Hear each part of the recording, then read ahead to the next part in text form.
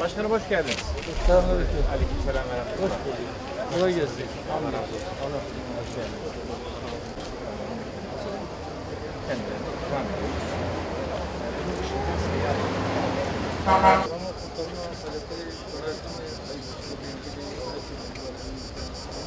Yani tabii resmi rakamları bilmiyorum. Akrabalarına, komşularına, taşınlar. Burası küçük bir yer. 5.000 bir yer.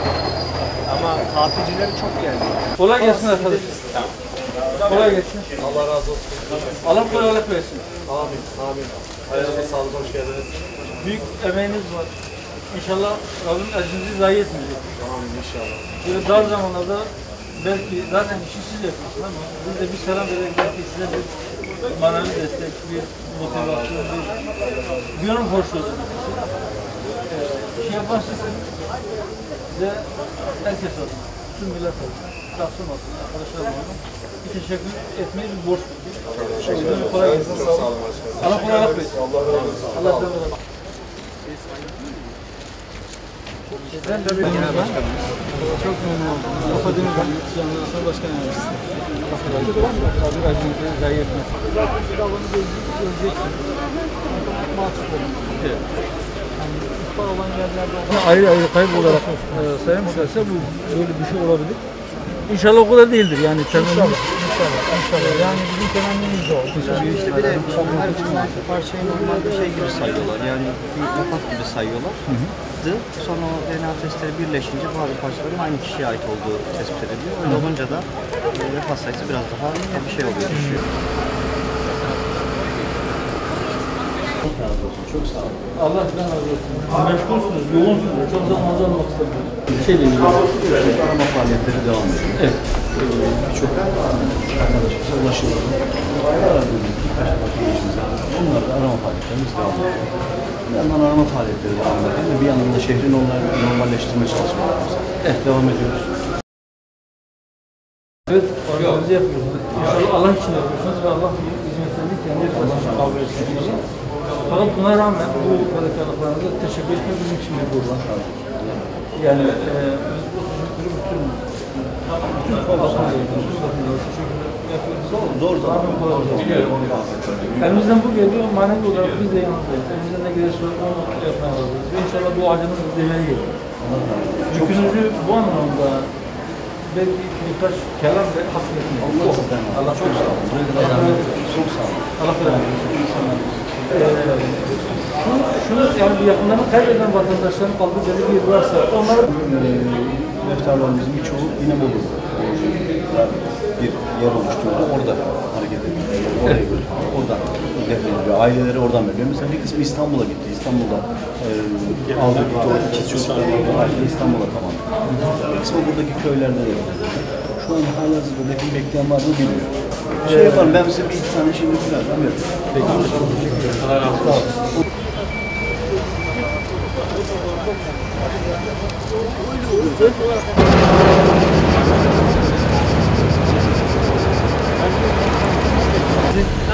affeder misiniz? Evet.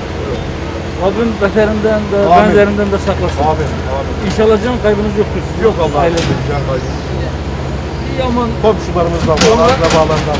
can kaybı olanları görünce belki sadece mal kaybı olanlar buna şükretmiyor. Tabii ki. Tabii. Keşke bu da olmayaydı. Ama Rabbim olmuşa, ölmüşe çare. Allah ölenlere rahmet eylesin. Allah'a Ben burada oturuyorum. Bu arkadaş buradaymış. Ben burada yıkılırken ev içindeydim. 6-7 saat kaldım ev içerisinde. Mutlaka canım, mutlaka. Onu diyor. Böyle idare insan şartta. Kendini feda ediyor adam. Gelir Allah'tan. Evet, bu Allah'tan her şey. Bizim arkadaşım komple böyle içine kalıyor. Son diyor. Yani şimdi dere buradan akarken burada duvar da olsa. Evet. Şu bir taş öbür tarafa gitti bir binayı baktı. Aynen. Evet. Ağaçlar tuttu, suyu dözlerdi bu tarafa. Aynen öyle oldu. Ağaçlar olmasaydı bu kadar olmazdı abi. Ağaçlar Bak, var. görüyorsunuz bak ağaçları bak. Dere, depe, bütün ağaç oldu artık. Soktu, geldi. Ağaçlar zarar verdi. Suyu döndürdü köprüye, o yanına verdi, öyle oldu. Camdan oradaydı. Böyle beraber geldik. Burada var işte, ikinci katın ağaçlı böyle dayadı. 10 kişi 20 kişi dayayamadı o ağacı oraya. Evet, ağaçlar zarar verdi. Çok verdi. Çok ağaç var.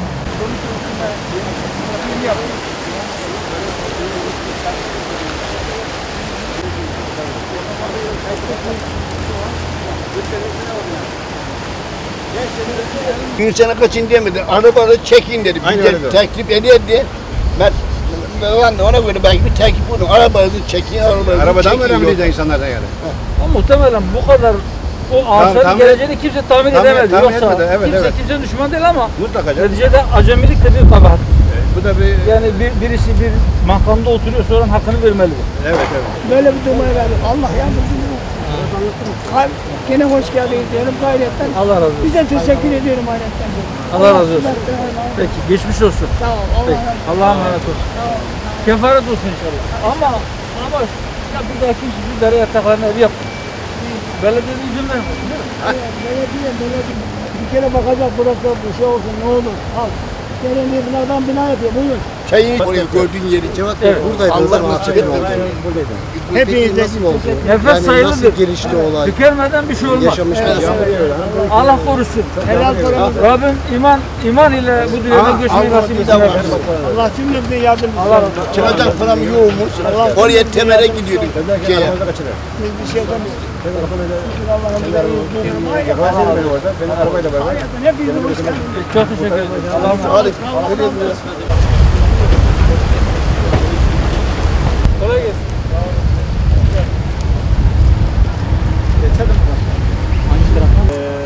Binanın temeline su girdikten sonra onu altına boşaltıp üstteki yük nereye basacak? Altta bu olmayınca mecburen kırılmalar olur yani.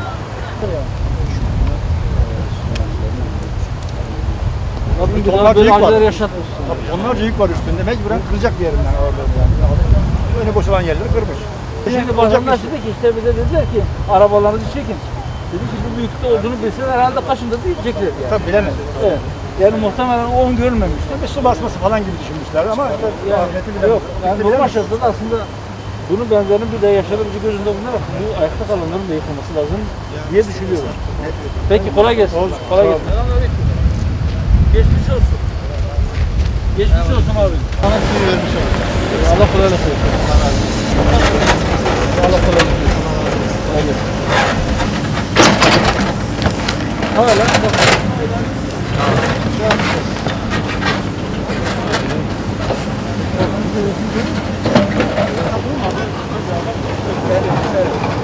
Onlar da aradaki şeyi sınır geçişkenliğini burada o küçük şey.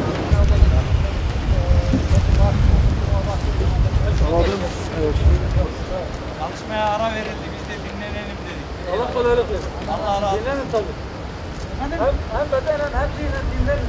Başkanım genelde şeyleri pazar yerinde. Pazar yeri.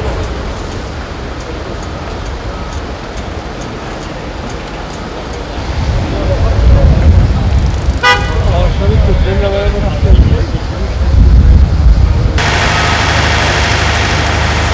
çok teşekkür ederim. Ayağınıza sağlık. Allah razı olsun. Teşekkür ederiz. Allah'ın o yaralar sarmıyor. Maddi yaralar sarmıyor. Sarılır. Zaten herkes sahada şu an çalışıyor. Kasarın yeni yapılacak konutlarda altyapıyı düşünülecek planlar bu dükkanların yapımına kadar tabii dar bir alanda çalışıyor. Biraz sıkışıklık oluyor ama rahatlayacak şu. Alanı temizlersek daha rahat. 418 tane dükkan yok şu an. Çay ikiye bölüyor o köyleri. Yani biri bu yakada, biri bu yakada. Yol durumu nasıl? 5 sene çekimin buradan gidiş kapalı. Evet. Öbürü? Koşoklar ana yoldan, Kastamonu, Bozkurt Kastamonu yolunu önebilirsin. Kastamonu üzerinden, Kastamonu gideceksin. Oradan Taşköprü Hanım Lisesi üzerinden boya bak. Yok o ileride gidecek. Şu anda burada köprü var yıkılmış. Bitmek üzere ama herhalde akşam üzerine doğru biter.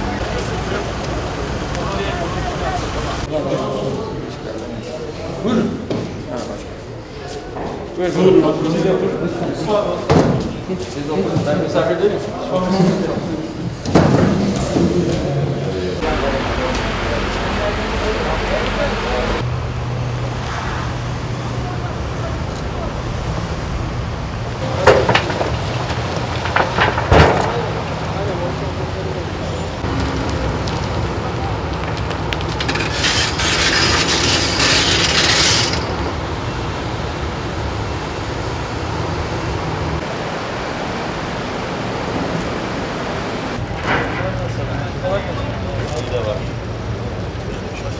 kayıp, 8'i bulundu.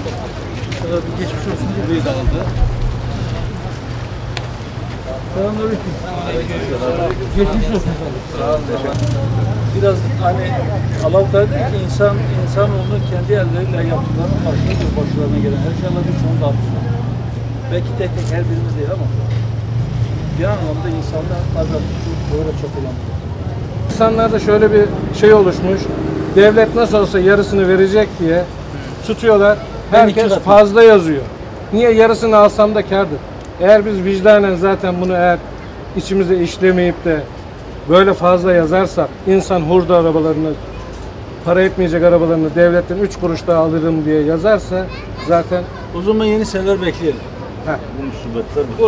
O zaman Yani yenileri onun bekleyelim. için Allah korusun. herkeste zihniyet şu. Fazla yazalım da devlet yarısını da verse Allah bereket versin.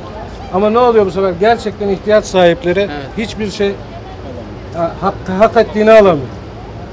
Yazık günah.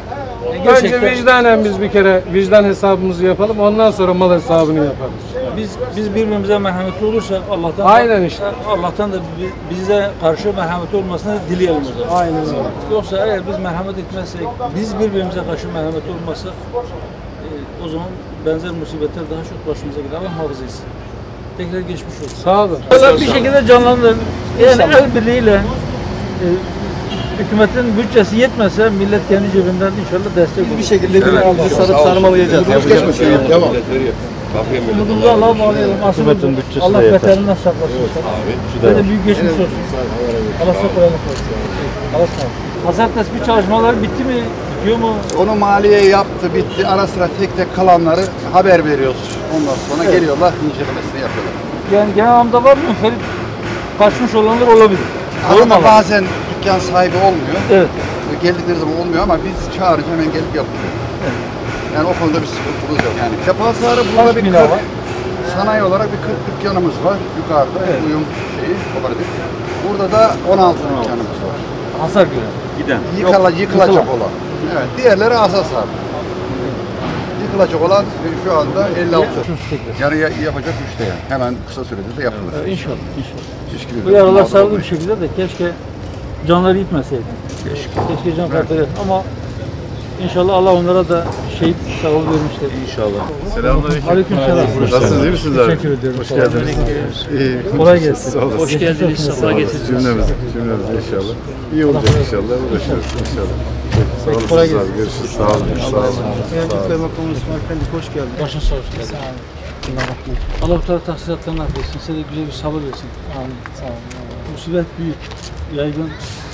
Keşke can kayıpları olmayaydı. Sadece olan malı olaydı. Bir şeyleri telafi edildi ama siz de can kaybı da var. Allah size sabır versin kardeşim. Sağ olun. Yani hani olmuşa çare yok dediler. Elden bir şey gelmez. Keşke onları geri getirme imkanı olsaydı ya da o kayıpların bir an önce bulunması için bizim elimizden bir şey geçseydi. Fakat en azından dedi ki bir teselli babamda. Bir başsağlığı diliyoruz. Rabbim geride kalanlara uzun ömürler versin inşallah. Azaldan berattan hastalıktan uzak. Hayırlı ömürler versin. Size de sabır versin kardeşim. Rabbim onlara rahmetiyle muamele edecektir inşallah. Ölümlü dünyada öyle veya böyle her birimiz bir gün gideceğiz mutlaka. Hepimiz gideceğiz. Fakat böyle afetlerde tabii topluca olunca acısı daha büyük. Yani biz ne desek belki acınızı çok fazla şey yapamayız yani tarif edemeyiz veya bunu dindiremeyiz ama bizim de elimizden gelen budur tabii. Sadece dua edebiliyoruz. Allah size sabır versin. Allah onlara da rahmet eylesin. Tekrar başını sağ olsun. Allah razı olsun. Biz inşallah o hayatını kaybeden kardeşlerimizin ruhları için El Fatiha.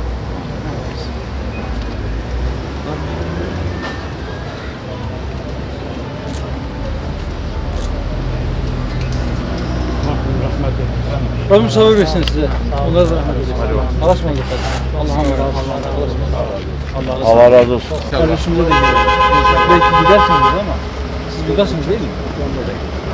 İnşallah biz uğrarız. Şimdi Kastamonu'da da biz bir kardeş çok selam söylüyoruz. Ben inşallah yarın selamınızı iletirim ona. Allah razı olsun. Yarın inşallah iletirim selamınızı. İnşallah.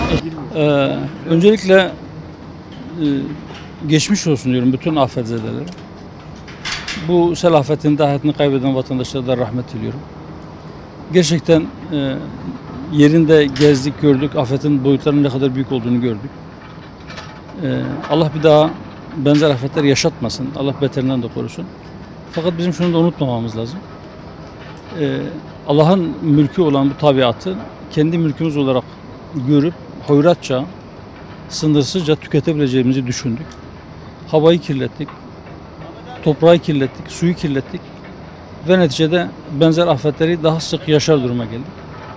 İnşallah bir daha olmaz diye temenni ediyoruz ama kendi elimizle tabiatta yapmış olduğumuz tahribat dolayısıyla bundan sonra daha yoğun yağışların olabileceğini de sürekli hesaba katmamız gerekir. Evet, inşallah bir daha olmaz diyoruz ama bir daha olacakmış, yakında tekrar olacakmış gibi tedbirlerin alınması gerekir. Maalesef bu sel felaketinde de öncekilerde diğerlerinde olduğu gibi yine dere yatağındaki yapılaşmaları gördük. Hatta sadece özel binalar değil, sadece apartmanlar, sadece meskenler değil. Kaymakamlık binasını su basmış, belediye binasını su basmış, tamamen neredeyse tahrip olan okul var. Okulun zemin katı komple sular altında kalmış.